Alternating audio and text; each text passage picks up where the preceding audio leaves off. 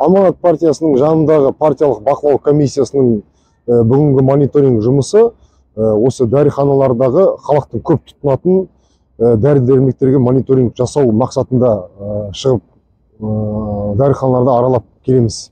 Ең бірінші мақсат бекітілген 41 атаудан тұратын дәрі-дәрмектің шектік бағадан аспауы, яғни ол халықтың жиі көп тұтынатын дәрі-дәрмектердің шектік бағадан аспауын біздер қадағалап келеміз.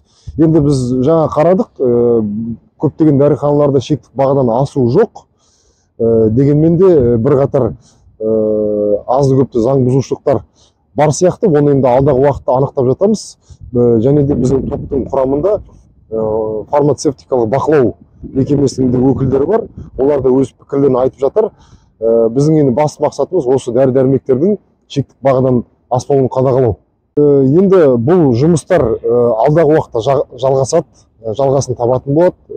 Жиі осындай мониторинг жұмыстарына біздер шығып тұратын боламыз. Басты мақсат халықтың жиі тұтынатын дәрі-дәрмектерін қолжетімді бағада ұстап тұру.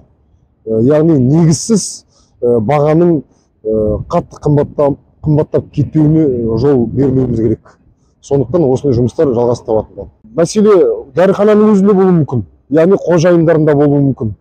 Енді ол жеке бизнестің мәселесі ғой.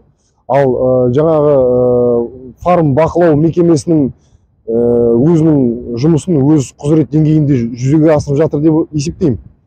Сонымен қатар біздің партиялық бақылау комиссиясы да тек қана дәрі-дәрмек емес, осы азық-түлік, жанар-жағармай сияқты мынау азаматтардың, халықтың күнделікті пайдаланатын тұтынатын тауарларына мониторинг жұмысын жүргіземіз. Егер де кәсіпкерлер тарапынан бір мәселелер туындап жатса, біз оны да қабылдап жатырмыз. Енді бастысы біз қудалаушы орган емеспіз. Олардың мәселелерін тыңдау арқылы, өзіміздің партиядағы депутаттық фракция арқылы қажет болған жағдайда заңға өзгеріс енгізу, кейбір нормаларды қайта қарау деген сияқты мәселелерге біз дер кезінде өзіміздің ұсыныстарымызды беріп, кәсіпкерлердің де мәселесін назарға алып келеміз осы күнге дейін.